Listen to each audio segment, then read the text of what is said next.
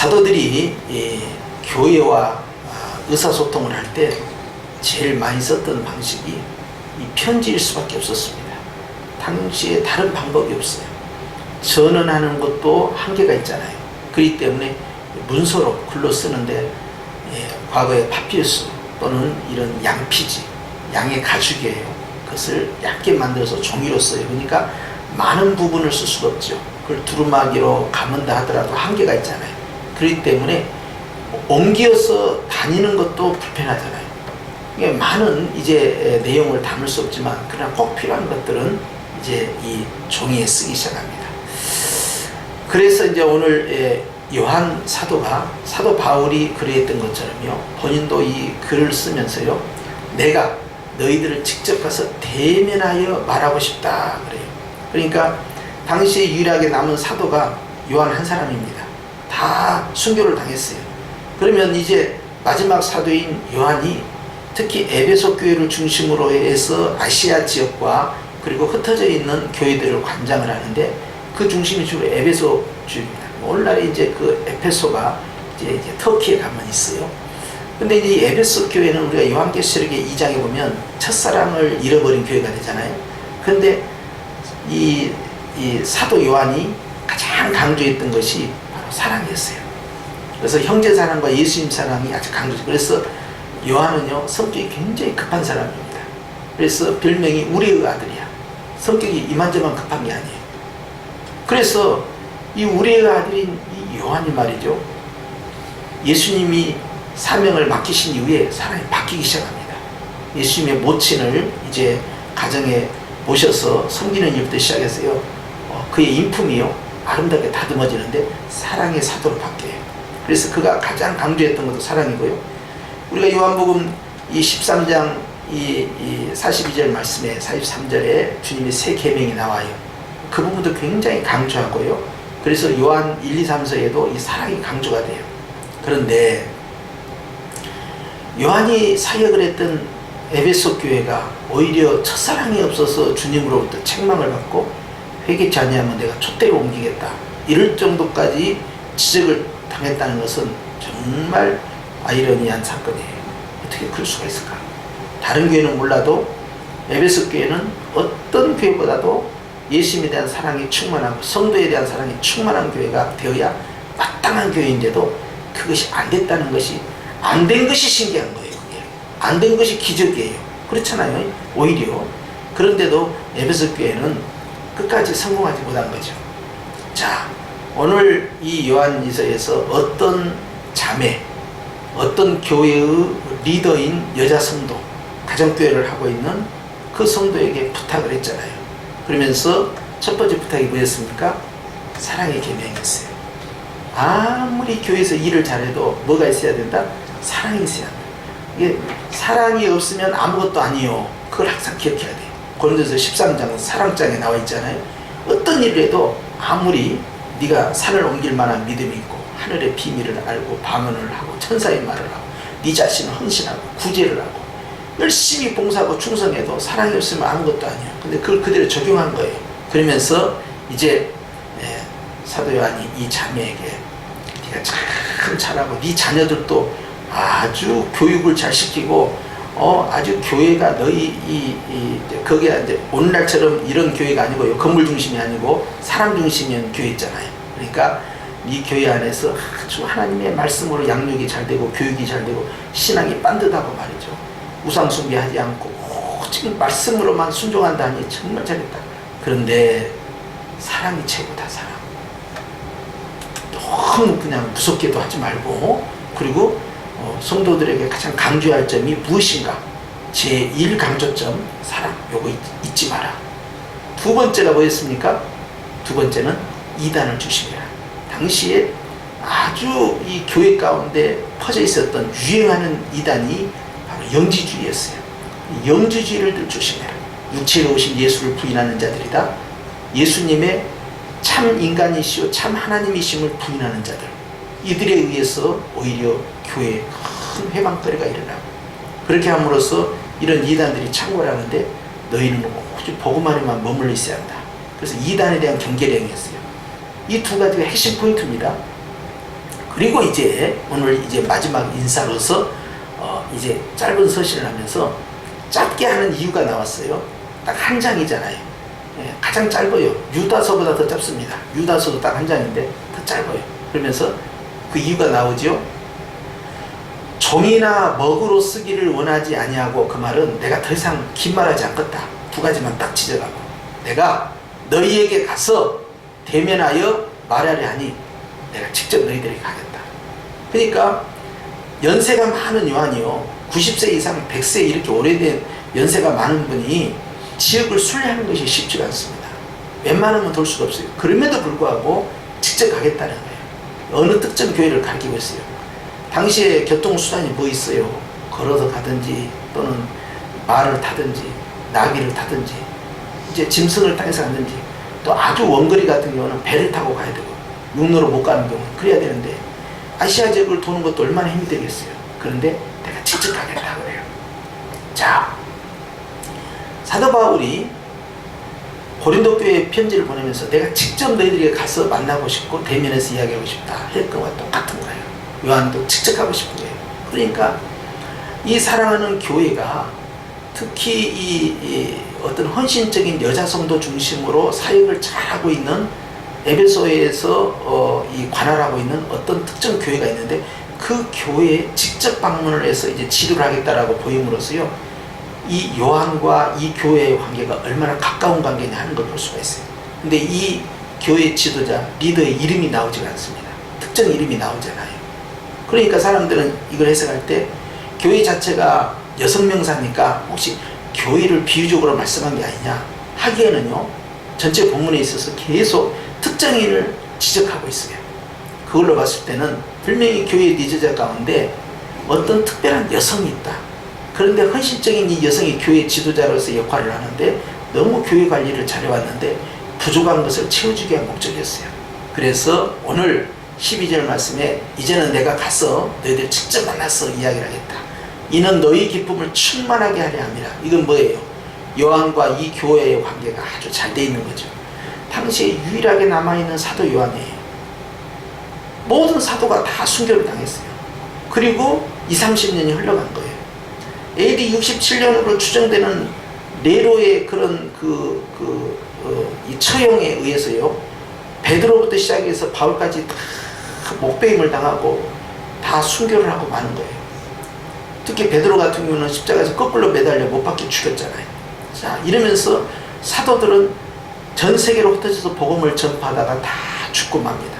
남아있는 사람은 딱 요한 하나예요. 그래서 요한복음 21장에 나와 있는 대로 내가 마지막까지라도 이 사람을 살려두는 거하고 너하고 무슨 상관이냐 라고 예수님이 베드로에게 말씀하시니까 소문나기를, 아, 요한은 죽지 않고 끝까지 가는 것 같구나 라고 했더라 하는 이야기예요. 그만큼 사도 요한은 굉장히 장수의 복을 누립니다. 막둥이이면서도 굉장히 장수를 해요. 예수님이 12제자 가운데 3인방에 들어가죠. 제1그룹들이에요. 베드로, 야고보, 요한. 그 가운데서 이 야고보 사도가요, 제일 먼저 순교를 당합니다. 사도행전에. 그분이 제일 먼저 이제 소천을 하고요. 그런 다음에 남아있는 이 A그룹은요, 베드로와 요한이에요. 근데 베드로도 로마에서 죽음을 당합니다. 바울 그 시대와 똑같이. 그리고 남아있는 사람이 이제 요한 한 사람이에요.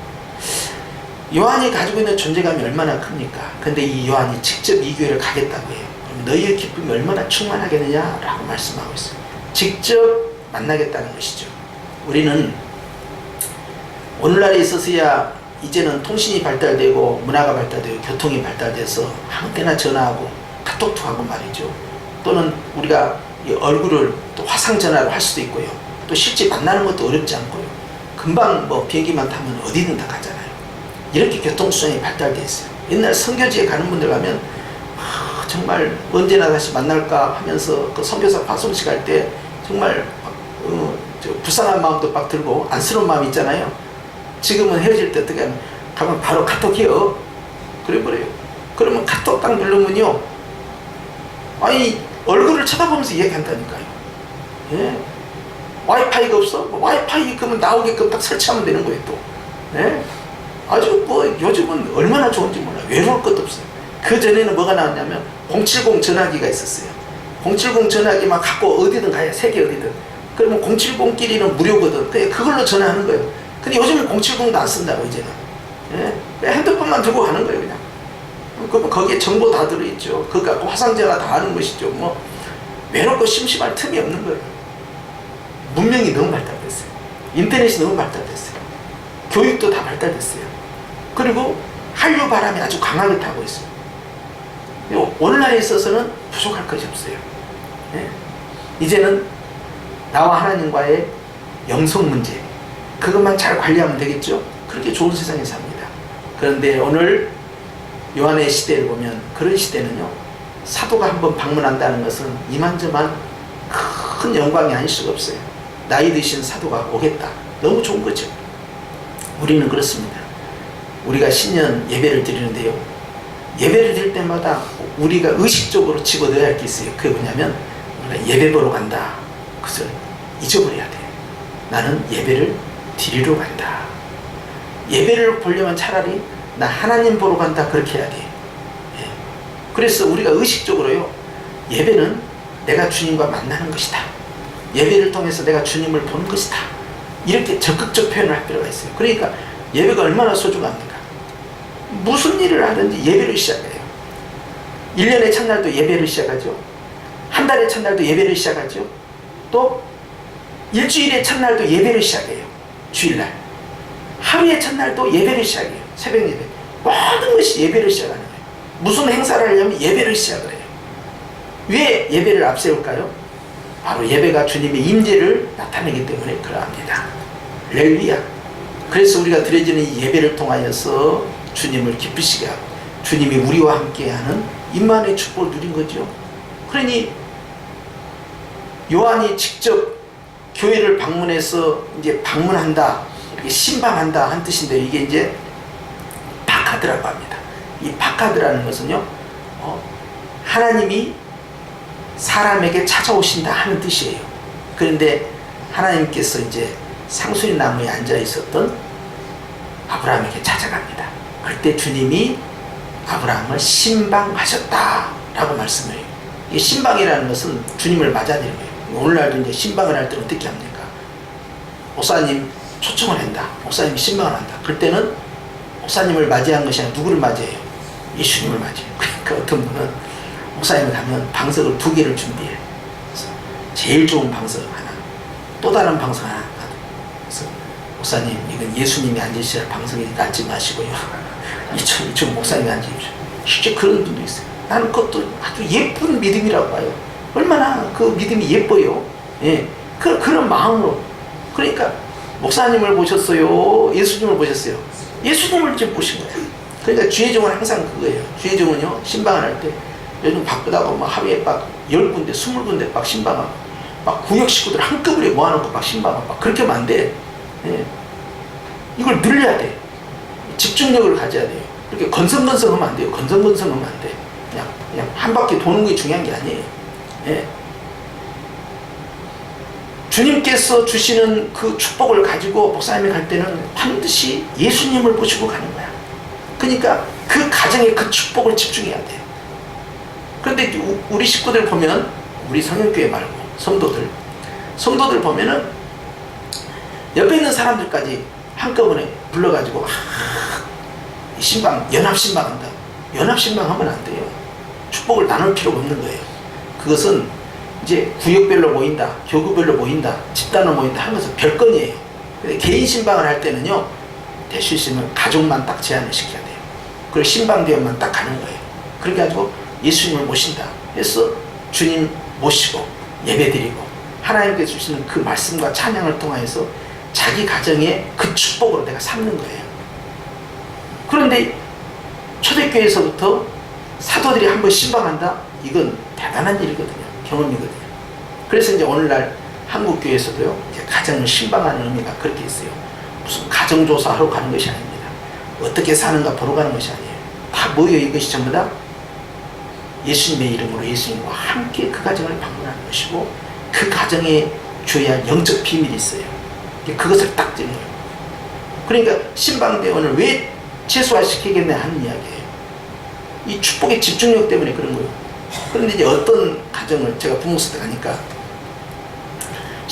신방대원이 보통 한 4명에서 5명 가고 이제 그렇게 하잖아요. 목사님, 사모님, 전사님, 또 그 담당 교구장, 담당 여전사 이렇게 이제 가요. 그런데 한꺼번에 간 적이 있어요. 왜 그렇게 했느냐? 이제 이분이 대접하고 싶은 거야. 그래가지고는 그냥 단체로 그냥 가버린 거야. 단체로 가니까 이제 그 대접하고 싶은 분은 당신이 가지고 있는 재력을 가지고 그분들을 다 대접을 했는데 문제는 그 다음 집이 문제가 돼버린 거예요. 여기서는 그냥 한 20-30명이 그냥 와가지고 그냥 크게 한번 식사 대접을 했는데 이제 그때는 집에서도 대접을 했어요. 오늘날은 식당으로 가지만 집에서도 했다고. 그런데 그 다음 집이 문제가 돼버린 거예요. 그러니까 대원을 줄일 수밖에 없는 거예요. 그러면 또 최소한으로 인원을 줄여야 돼요. 안 그러면 부담이 되니까.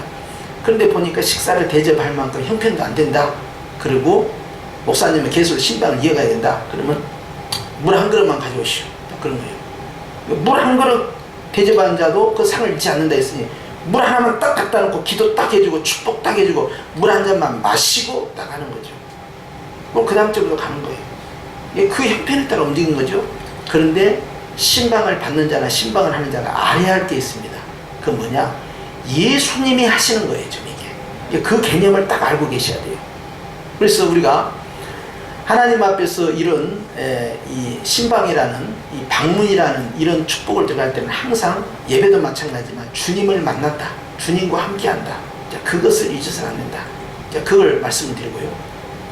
오늘 요한이 그것에 대해서 너희 기쁨이 충만하게 된다.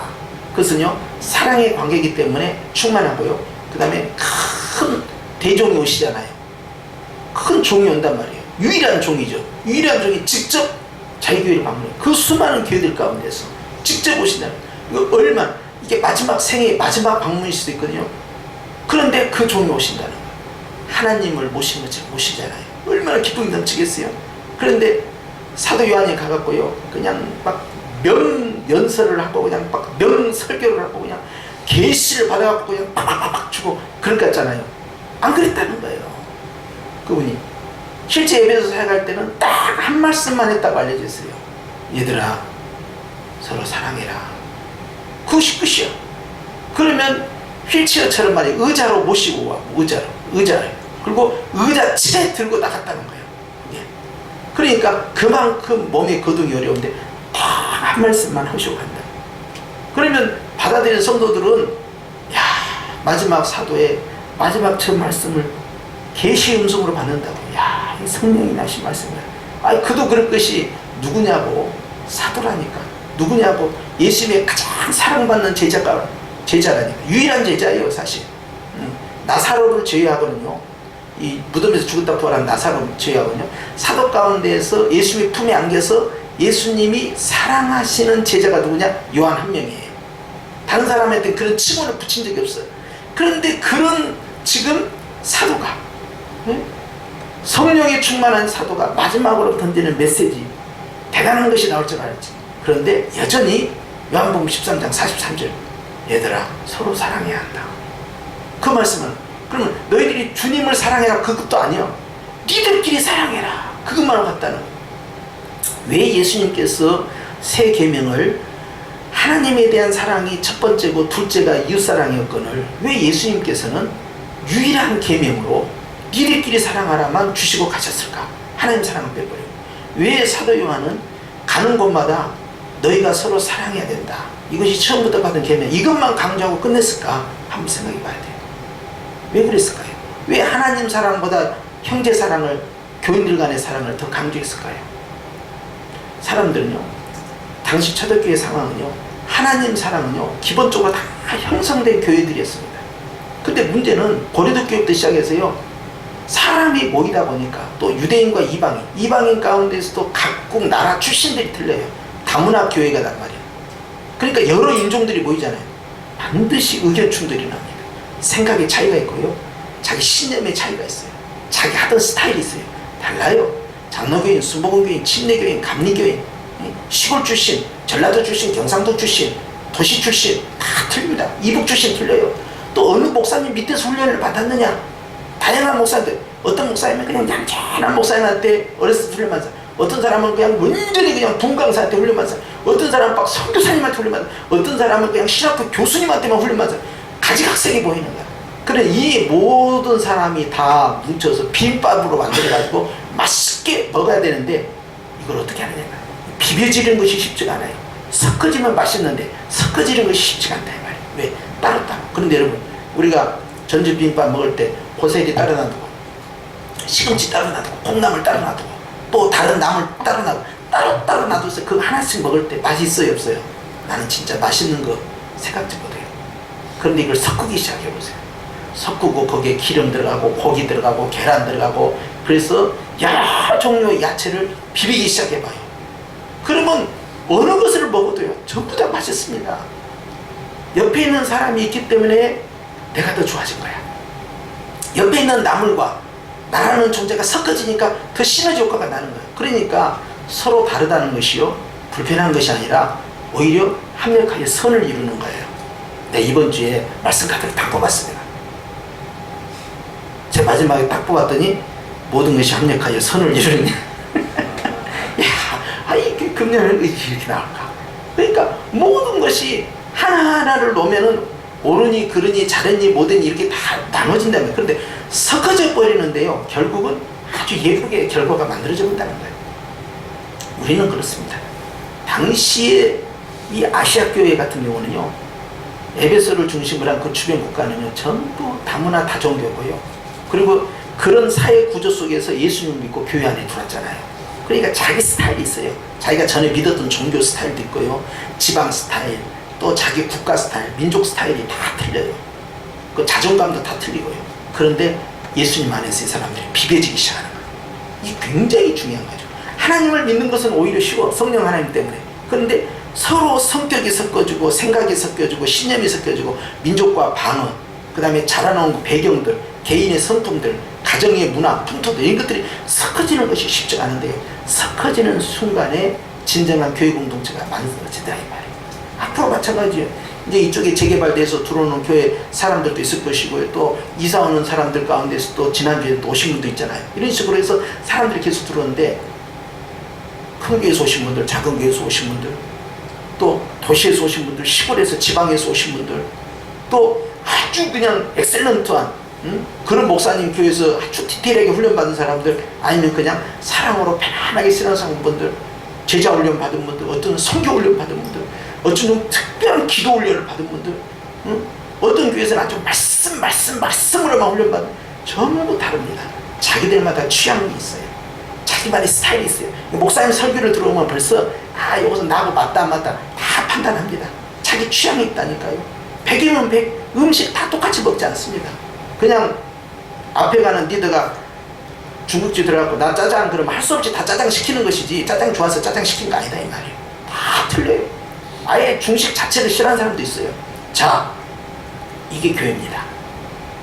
그럼 이 교회를 어떻게 할 거냐는 거예요. 남아있는 사도들이 왜 주님으로부터 새 계명이 서로 사랑하라를 받았을까? 그리고 왜 사도 요한은 끝까지 사랑만을 강조했을까? 생각해 봐야 되죠. 주님께서 우리에게 가장 필요한 것이 무엇인가를 보여주고 있어요. 앞으로 교회의 성장은 그겁니다. 제가 이번에도 이 은행에 가서 좀 상담을 하면서 했는데, 거기서 실제 실사를 나왔어요. 실사를 나와서 다 보고 갔어요. 보고 갔더니 목사님 돈 좀 한 1억 원 좀 투자해가지고 한번 싹 리모델링 해야겠대요. 딱 봐도 낡아 보여요. 그래서 저도 처음에 왔을 때 그렇게 많이 느끼고 너무 낙후됐다. 특히 화장실 가니까 정말 은혜가 안 됐는데요. 몇 년 살다 보니까 나도 이 타성에 젖어버렸어요. 진짜로. 그러니까 여러분들은 우리 교회를 모르는 분들이에요. 왜? 익숙해버린 거야 이게. 근데 처음에 딱 온 사람은 벌써 나오기 시작한 거예요. 낡았다라는 느낌을 딱 받는 거죠. 여기서 시작하는 거예요. 화장실 가면 받은 바 은혜가 다 부어지기 시작하는 거예요. 쏟아져 버려 그냥. 나는 이 중간층 이 계단 이 화장실 볼 때 진짜 은혜가 충만해져 버리더라고. 그냥 이거 보니까 세상에. 이 구조 속에서는 이럴 수밖에 없었어. 그리고 여기까지 온 것도 하나님의 은혜야. 그럼에도 불구하고 우리는 타성에 젖어 있고 외부 사람 보면 깜짝 놀라는 거예요. 여러분 그거 모르시죠? 다른 교회를 외부에 어떻게 시설을 하고 움직이고 있는가. 우리보다 어려운 교회 말고 나은 교회들 한번 보시라고요. 기가 막힌 거야. 자, 그러면 시설로 승부를 내랍니까? 수많은 사람들이 앞으로 오게 될 건데 그럼 뭘로 할 거예요? 자, 대한민국에서 주진만 목사가 제일 설교 잘하는 목사입니까? 그걸로 승부를 내시랍니까? 뭘로 승부를 낼 거예요? 우리 교회 시스템으로 뭐 승부를 내, 무슨 시스템으로 승부를 낼 건데 뭘로 할 거예요? 네? 여러분, 우리가 자랑할 것은요, 첫째는 예수님밖에 없고요, 할렐루야. 둘째는 뭔지 아십니까? 서로 사랑이야. 그러면 교회는 부흥하게 돼 있어요. 그러니까 정착하는 방법, 등록시키는 방법, 꾸준히 가게 만드는 방법이 뭔가를 생각해야 돼요.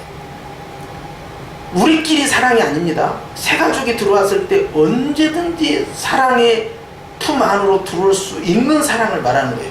아, 끼리끼리 할 것 같아요. 다 잘하죠, 그냥. 예? 그러죠? 구역 같은 경우도 그냥 매년 가고, 교부도 매년 가고, 남전대, 여전대에도 그냥, 성가대도 그냥 굉장히 오래 가요. 막 5년, 10년 박아요. 아니, 그러면 친해질 수밖에 없는 구조야. 그런데 새 가족이 딱 왔어. 그런데 전혀 마음의 벽을 느끼지 않고, 불편하지 않고, 자연스럽게 내가 교구나 기관에 들어가서 머무를 수 있어. 그런 마음의 여지가 충분히 있어. 자, 잘 돼 있는 거예요. 그러면서 그 안에서 사랑이 필요한 것이죠. 그러니까 여러분, 우리가 예배 시간에 이제 우리 장로님도 크게 아멘해 주시지만 이렇게 막 아멘하고 막 여러분이 적극적으로 피드백 해주고 그냥 할렐루야 해주고 그냥 대표기도 할 때도 그냥 여러분들이 아멘으로 화답을 잘해주시고 찬양할 때도 아멘으로 하나님께 영광 가져올리고 하잖아요. 이런 게 사실 전부 이게 전도예요. 이게 처음 오신 분들한테는 이게 충격이 된다니까요. 이런 적극성과 이런 피드백이요, 굉장한 효과를 만들어내는 겁니다. 은혜를 요만큼 받아가려다가 주변에서 그냥 여기저기 아멘하고 난리 나고 그냥 막 하하 호호대고 하니까요, 이것이 그냥 업그레이드 돼버린 거예요. 자기도 모르게 따라 올라가는 거예요. 이게 여기서 이 은혜를 받는구나, 나도 받아야지. 집중력이 안 생길 수가 없어요. 그러니까 기존에 있는 성도들의 반응이 대단히 중요한데 벌써 교회에 딱 들어왔어요. 와, 이 교회는 진짜 무엇이 어찌네 저찌네 해도 야, 교회의 본질을 가지고 있구나. 그게 뭐예요? 사랑이죠. 응? 이게 가장 기본적인 겁니다. 그래서 우리가 하나님 앞에서요, 이 사도 요한이 이 요한 이서에서도 일 잘하는 이 자매에게 특별히 부탁한 것이 왜야? 사랑이 제일 중요하다. 이걸 잊지 마. 이걸 강조하는 거예요. 그 다음에 이단을 경계해야 된다. 이단으로부터 교회가 피해 입으면 안 된다. 그걸 아주 주의를 준 거예요. 그리고 내가 직접 가서 만나겠다. 이 교회를 사랑하지 않고서 이렇게 직접 가겠다 할 수 없거든요. 갈 교회가 얼마나 많은데 직접 오겠다는 거예요. 저는 이 말씀을 묵상하면서 이렇게 생각했어요. 주님, 우리가 예배 드릴 때마다, 기도할 때마다, 찬양할 때마다 주님이 늘 직접 찾아오시는 예배와 기도와 찬양이 되게 하여 주시옵소서. 우리의 공동체 모임마다 성령 하나님께서 직접 임하시는 그런 교회가 되게 하여 주시옵소서. 할렐루야. 아니 뭐 주일날만 예수님 뭐 신방하시고 말이죠. 예? 뭐 수요 예배는 신방 안 하시고 그러시겠냐 말이에요. 그건 아니잖아요. 하나님 앞에서 우리가 드려지는 그 예배마다 주님이 함께 하시는 그러한 예배, 우리가 생활하는 삶마다 하나님과 함께 움직이고 걸어다니고 말하고 듣고 생각하는 그러한 삶의 모습들, 이것이 다 영적 예배가 됩니다. 그래서 바울은 로마서에 너희의 그 몸을 통하여, 너희의 삶을 통하여 하나님께 영적 예배를 드리라는 거예요. 그렇게 해서 하나님께 기쁨이 되라는 거예요. 그렇기 때문에 오늘 이 요한은요, 이 교회를 방문하겠다 그래요. 여러분, 우리 주님은 이미 찾아오셨습니다. 우리 주님께서는 이미 우리와 함께 하십니다. 이제 우리는요, 이 사랑을 가지고요, 또 우리는 여러 사람들의 마음의 문을 열고 그 안에 들어가야 합니다. 육신적인 미팅, 그것은 먹고 하하호하고 그러면 끝나면 아무것도 아니에요. 뭐 송년 모임이 있습니다. 신년 모임이 있습니다. 얼마나 많겠어요, 그런 모임. 그런데 가서 먹고 웃고 떠주고 나면 끝나는 거예요. 육은 육으로 끝납니다. 그런데 영의 신방이 있습니다. 그러니까 바울이 고백해요. 내가 마음으로 기도하고 영으로 기도하고, 마음으로 찬양하고 영으로 찬양하는데 내가 육신은 떨어있지만 내 영으로는 벌써 너희에게 찾아갔다는 거예요. 영으로는 벌써 찾아가니까 내가 육으로도 너에게 반드시 가겠다 하는 거예요. 마음이 중요한 거예요. 마음이. 형식이 아닙니다. 뭐 교회에서 이번에 우리가 신방하니까 이제 우리가 순서대로 목사님을 의무적으로 내가 말이야 안 할 수가 없고 직분자니까 해야 되고 말이죠. 내가 또 다른 사람 하고 있는데 나 혼자 안 한다고 할 수 없고, 그러니까 그렇게 해버리면 다 끝나는 거예요.